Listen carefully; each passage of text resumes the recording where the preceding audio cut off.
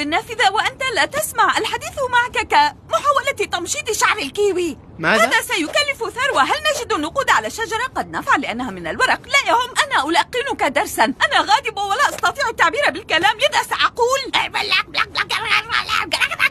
قلت لك لا تلعب بالنافذة وأنت لا تسمع. الحديث معك كمحاولة تمشيط شعر رأس الكيوي. ماذا؟ هذا سيكلف ثروة. هل نجد النقود على الشجرة؟ قد نفعل لأنها من الورق. هذا لا يهم، أنا أعلمك درسا. أنا غاضبة ولا أستطيع التعبير بالكلام، لذلك سأقول